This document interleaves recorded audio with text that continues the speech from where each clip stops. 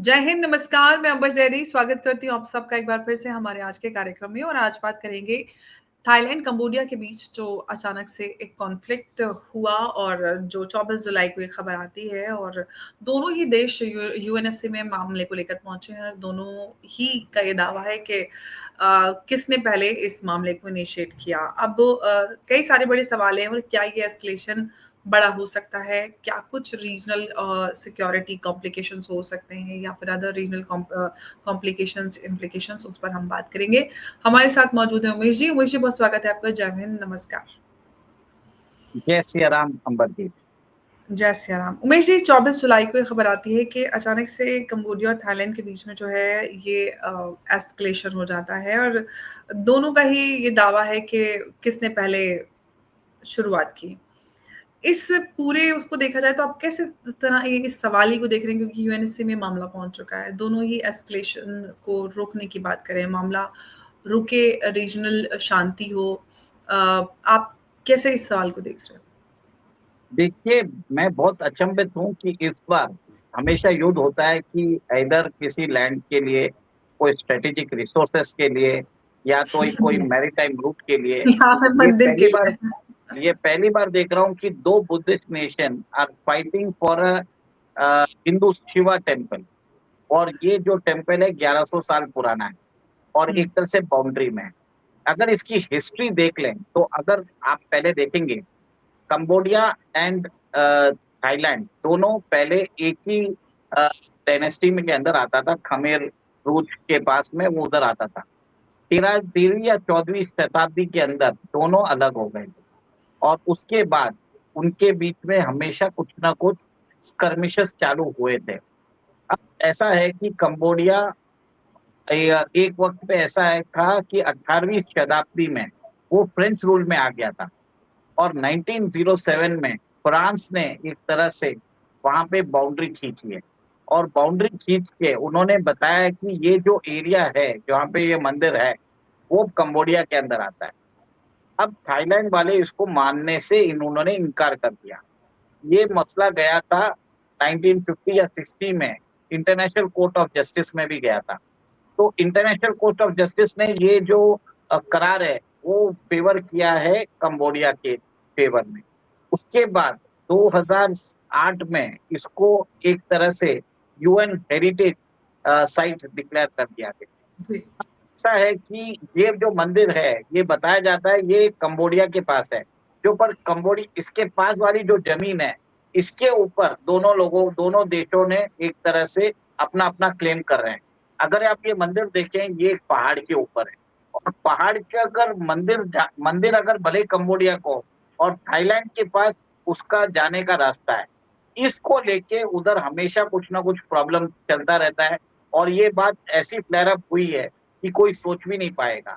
ऐसा हुआ है कि कुछ दिन पहले बताया जाता है कि कंबोडिया और थाईलैंड के एक-एक सैनिक जो है वो इंजर्ड हो गए थे लैंड माइन के लिए। इसमें क्या हुआ था, एक तरह से दोनों को लगा कि दोनों एक दूसरे की एरिया के अंदर इनकर्शन करना चाहते हैं और हुँ, सडनली बात इतनी फैल गई है कि अब F-16 का यूज हुआ है, रॉकेट लॉन्चर्स का यूज होने लग गया है। दोनों देश आपस में एक दूसरे के ऊपर बमबारी करना चालू कर रहे हैं। वहां से 1,35,000 1,50,000 लोग विस्थापित हो चुके हैं। जी। पर मेरा ये मानना है कि ये जो, अगर मैं लार्जर स्कीम ऑफ थिंग्स देखूं तो मुझे ये कहीं ना कहीं चाइना और अमेरिका के बीच में जो प्रतिस्पर्धा है वो एक तरह से यहाँ पे नजर आती है।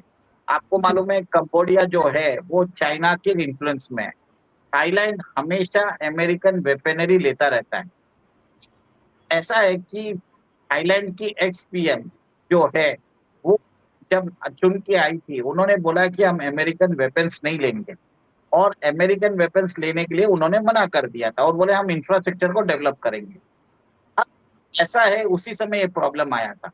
अब कंबोडिया के जो प्रेजेंट राष्ट्रपति है उनके पिताजी भी पहले एक तरह से बहुत बड़े लीडर हो चुके हैं और थाईलैंड की जो एक्स पीएम है उनके भी पिताजी नेशनल लीडर हो चुके हैं। तो एक्स पीएम ने एक्चुअली क्या है, जो कंबोडिया के प्रेजेंट प्रधानमंत्री है उनके फादर से बात की और उनको बोला है अंकल ये मैटर को ज्यादा मत बढ़ाइए, हम इसको सुलझा लेंगे।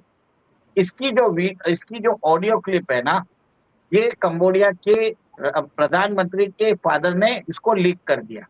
और जी, इसके अंदर जिस हिसाब से दर्शाया जाता है कि थाईलैंड की एक्स पीएम ने एक तरह से कंबोडिया के सामने सरेंडर कर दिया। इसको लेके थाईलैंड के अंदर बहुत बड़ा रिवोल्ट हुआ और इनको हटना पड़ा। और अभी जो एक्टिंग पीएम है थाईलैंड के, वो पहले डिफेंस मिनिस्टर रह चुके हैं। वो फरवरी 2025 में ही वेंट टू यूएस और वहां पे उसने कमिटमेंट कर दिया हम अमेरिकन वेपनरी लेंगे। अब वहां पे इसी के कारण मुझे लगता है कि अमेरिका ने जानबूझ के एक चाल खेली है और उन्होंने ये क्लिप रिलीज करवाई है, जिसके कारण दोनों के बीच में प्रॉब्लम्स चालू हो। अब अब आपको मालूम है अमेरिकन वेपनरी लेगा कब? अगर यूसेज नहीं होगा तो कब लेगा? रीऑर्डर लेवल कब आएगा? तो ये चीज हो रही है, अमेरिका द्वारा कराया जा रहा है ताकि उनके वेपन सिस्टम बढ़ते रहे। नहीं तो ऐसा कोई भी इश्यू नहीं है, नॉर्मल मंदिर का इश्यू है, इसका एक्सेस रूट है। दोनों देश चाहे तो इसको रिजॉल्व कर सकते हैं। एक तरह से सोची समझी साजिश से जो एक्सपीएम ऑफ थाईलैंड है उसको रिमूव किया गया और वहां पे अब एक मिलिट्री कॉन्फ्लिक्ट जैसा बनाया जा रहा है, जिसमें दोनों देश कंबोडिया और थाईलैंड अमेरिका और चाइना के प्रभाव में आके एक दूसरे के खिलाफ मिलिट्री जो मिलिट्री वॉर है वो वहां पे चालू कर हो चुका है। इस बीच वियतनाम इस बीच वियतनाम ने बोल दिया है कि आप दोनों मैटर को सुलझा लीजिए, दोनों को इन्वॉल्व मत करिए, किसी की मध्यस्थता की जरूरत नहीं है। अगर आपने नहीं किया तो ये मैटर कभी भी नहीं सुलझेगा। जो वॉर आपके अंदर चल रहा है कल मुझे भी मेरे मेरे द्वार पे भी आ जाएगा। इससे वो डर चुका है वियतनाम। तो जी, यहाँ पे मैं ये एक ही चीज बोलने वाला हूँ कि भारत को कहीं ना कहीं इंटरवीन करना पड़ेगा। क्योंकि अगर देखा जाए तो भारत का जो लिंक है दोनों कंबोडिया और थाईलैंड के साथ, वो एक कल्चरल चीज है।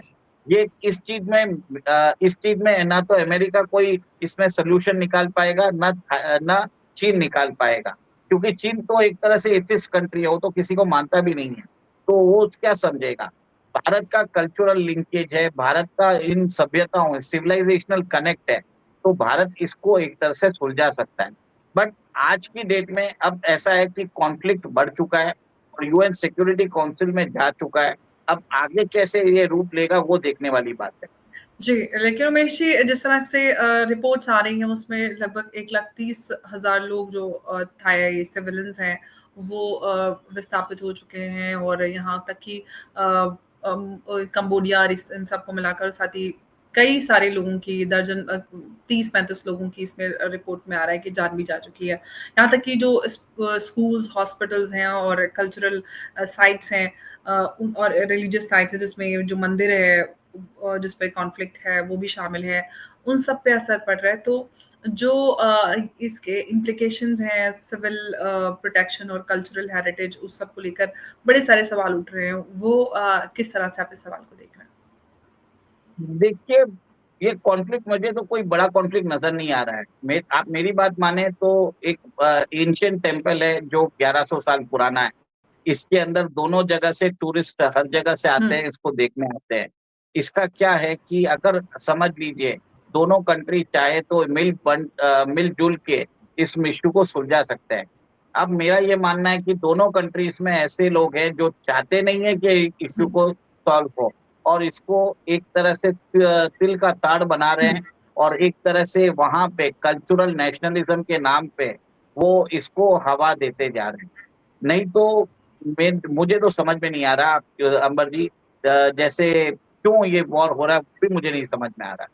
इसके अंदर एक ही लग रहा है कि यूएस को अपना वेपन सेल्स करना है, दूसरा कोई एंगल नजर नहीं आ रहा है। तो आपको क्या लग रहा है कि ये जो दोनों का इल्ज़ाम है एक-दूसरे के ऊपर कि इसने पहले किया, ये सारे सवाल और थाईलैंड को काफ़ी क्रिटिसाइज़ किया जा रहा है इंटरनेशनल कम्युनिटी में एंड ऑल, तो उसको लेकर आपको क्या लग रहा है कि ये पूरा ऑर्केस्ट्रेटेड है? डेफिनेटली ऑर्केस्ट्रेटेड है। जो थाईलैंड के प्रेजेंट पीएम है वो एक तरह से अमेरिकन स्टूज बन चुके हैं और वो एक तरह से इस कॉन्फ्लिक्ट को बढ़ावा दे रहे हैं। क्योंकि हुँ, मुझे लगता है कि उनको जस्टिफाई करना पड़ेगा लार्ज अमेरिकन और वेपनरी परचेज अपनी जनता हुँ, को। तो उन्हें एक कॉन्फ्लिक्ट वाला एक सिचुएशन दिखाना है, उन्हें दिखाना है कि देश की सुरक्षा खतरे में है। कंबोडिया की पॉपुलेशन है 1.75 करोड़ और थाईलैंड की पॉपुलेशन है 7.25 करोड़। थाईलैंड अपनी वो सुप्रीमेसी दिखाने के लिए भी कोशिश में रहेगा। इसके लिए इस इश्यू को बढ़ाया जा रहा है। अल्टीमेटली इसमें दोनों बौद्धिक नेशन है, दोनों पीस एफर्ट्स में ज़्यादा बिलीव करते हैं। ये समझ में नहीं आ रहा है कि अचानक वॉर में क्यों चले गए? जी। कंबोडिया ने इमीडिएट एंड अनकंडीशनल सीज़फायर की माँग रखी है और इसमें जो यूएनएससी में दोनों मामले को लेकर पहुँचे हैं। हालाँकि दोनों के ऊपर दोनों एक-दूसरे के ऊपर इल्ज़ाम लगा रहे हैं। अब थाईलैंड की पोज़ीशन देखें और क्या इसमें what are the prospect for bilateral versus immediate resolution? देखिए, इमीडिएट रेज़ोल्यूशन तो मुझे नज़र नहीं आ रहा है। ये वॉर थोड़े दिन चलेगा क्योंकि इसके अंदर तो बताया जा रहा है आर्टिलरी शेल्स यूज़ हो रहे हैं। एयरक्राफ्ट से बम गिराए जा रहे हैं F-16 से। अब ऐसा है कि कंबोडिया आर्म्स परचेज़ के लिए किसके द्वार खटखटाएगा? क्योंकि थाईलैंड ने तो वेरी क्लियर कर दिया है कि वो अमेरिका से लेगा। कंबोडिया को नेचुरल चॉइस कौन-सा है? वो क्या भारत से लेगा या चाइना से लेगा या रशिया से लेगा? हमें नहीं हुँ। मालूम। तो वो देखने वाली बात है। लेकिन अगर उमेश जी आसियान के रोल की बात करते हैं, मलेशिया एज़ अ चेयर, तो क्या कोई डायलॉग या फिर कोई मीडिएशन को लेकर कोई इसमें कुछ हो सकता है आसियान का? या कोई थर्ड पार्टी इन्वॉल्वमेंट कुछ इसमें नज़र आता है? देखिए, सबसे बड़ा तो वॉर चालू कराने वाला अमेरिका है। सबको मालूम है, कोई बोलता नहीं। सब जानते हैं कि ये अननेसेसरी वॉर है, इसको जानबूझ के बढ़ाया जा रहा है। जैसे यूक्रेन और रशिया का वॉर का कोई मीनिंग ही नहीं है, वैसे ही ये वॉर चालू किया है। हुँ, हुँ, ताकि एक तरह से आप बता देता हूँ कि अमेरिका के अगेंस्ट जो सिस्टम बन रहा है, आपको ये भी बता देता हूँ अमेरिका के अगेंस्ट जो डी-डॉलराइज़ेशन का एफर्ट बन रहा है, वहाँ पे चाइना के साथ कंबोडिया और थाईलैंड उनके एमब्रिज प्रोजेक्ट में एक मेंबर है। और दोनों जने एक तरह से चाइना के पेमेंट सिस्टम से लिंक हो चुके हैं।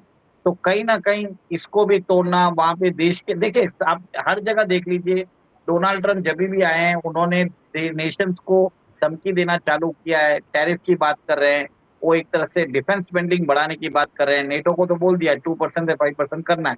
जापान के साथ अभी उन्होंने ट्रीटी की है, आपने देखा कि $550 बिलियन उन्होंने इन्वेस्टमेंट के लिए बोला है। उन्होंने सऊदी से $600 बिलियन इन्वेस्ट कराने के बाद वो सऊदी को एक तरह से टेक्नोलॉजी और वो सब दे रहे हैं। कतर ने $1.4 ट्रिलियन इन्वेस्ट कर रहे हैं। आपने देखा है यूएई $1.2 ट्रिलियन इन्वेस्ट कर रहे हैं। हर जगह आप देख रहे हैं पैसे का डीलिंग है, प्योर कैपिटलिस्टिक इन नेचर है। तो कहीं न कहीं मेरा ये मानना है ये वॉर अमेरिका ही करा रहा है और वहाँ पे वो शांति एस्टेब्लिश करने नहीं देगा। ये मुझे जितना हद तक समझ में आ रहा है, ये मैं आपको बता रहा हूँ। अब ये सोचिए वहाँ पे सबसे ज़्यादा पॉपुलर जो उनकी प्रधानमंत्री थी, उसको ही हटा दिया गया।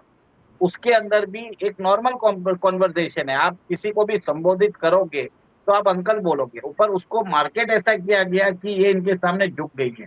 इसके कारण उनको हटना पड़ा। ये बहुत बड़ी हुँ, विडंबना है, इसको समझना एक ही चीज़ होगा कि अमेरिका ने ये वॉर करवाया है और यहाँ पे ऐसा है अगर ये चलता रहा, तो चीन कूदेगा, चीन के बाद आप देखेंगे सबको कूदना पड़ेगा, सबको साइड लेना पड़ेगा, मिलिटराइज़ेशन हो जाएगा अपना ये इंडियन ओशन रीजन और आपको मालूम है ऑलरेडी म्यांमार में इंस्टेबिलिटी है, बांग्लादेश में इंस्टेबिलिटी है, नॉर्थ ईस्ट हमारा अनस्टेबल है।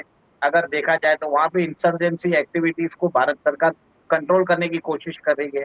तो हुँ। अमेरिका की ये सोची-समझी साजिश है कि जो भी चाइनीज़ स्फीयर ऑफ इन्फ्लुएंस है, वहाँ पे प्रॉब्लम क्रिएट करो और अपने आर्म्स एंड एम्यूनिशंस बेचो। जी। लेकिन अब सवाल ये उठता है कि हम आईसीजे की बात की या फिर हम आसियान की बात करें, यूएन ऑब्जर्वर मिशन की बात करें, क्या इस इश्यू को या इस डिस्प्यूट कहें या कॉन्फ्लिक्ट कहें, उसको रिज़ॉल्व करने के लिए क्या कुछ मेजर्स इसमें लिए जा सकते हैं? देखिए, मेरा एक ही चीज़ यहाँ पे है कि दोनों देश अगर यूएन की बात माने, हुँ, तो ये कॉन्फ्लिक्ट होना ही नहीं चाहिए। इसके अंदर कोई अंदेशा ही नहीं है कि आप कोई कॉन्फ्लिक्ट क्रिएट करो। एक हुँ, तरह से दोनों ही बौद्धिक नेशन हैं। आप ये समझ जाइए कि अगर कोई कंट्री बीच में आएगा, तो उसको रिज़ॉल्व कैसे करेगा? किसको मनवाएगा? वहाँ पे दोनों जने एक तरह से लड़ने के लिए रेडी हो गए। तो और हुँ, वो एक ही चीज़ है, दोनों बुद्धिस्ट नेशन है, हिंदू टेम्पल के लिए लड़ रहे हैं। हुँ। वो सबसे बड़ी विडंबना है। तो अब ये देखिए ये तो एक उससे पहले तो वहाँ पे जो चीज़ें थी वो वैसे ही थे। बौद्धिज़्म कब आया ये सारी चीज़ें एक अलग दिशा में डिबेट चली जाएगी। और लेकिन ये जो कॉन्फ्लिक्ट है हम इस कॉन्फ्लिक्ट पे बात कर रहे हैं और लेकिन कुछ दिन पहले तक ऐसा कुछ लग नहीं रहा था। बस थोड़ी बहुत अपडेट्स आ रहे थे कि दोनों ही देशों के बीच में मंदिर को लेकर विवाद है और अचानक से वो विवाद एक बॉर्डर रीजनल कॉन्फ्लिक्ट में तब्दील होता जा रहा है, ये अपने आप में बड़ी बात है। अब देखते हैं कि ये विवाद कब तक चलता है या फिर इसको जिस तरह से कंबोडिया ने इस मामले को लेकर पूरी शांति स्थापित करने की माँग रखी है। हम देखते हैं कि कब शांति स्थापित होती है। उमेश जी बहुत-बहुत आपका धन्यवाद हमारे साथ आज की इस चर्चा में जुड़ने के लिए। नमस्कार, जय हिंद, जय भारत। जय श्री राम। जय श्री राम।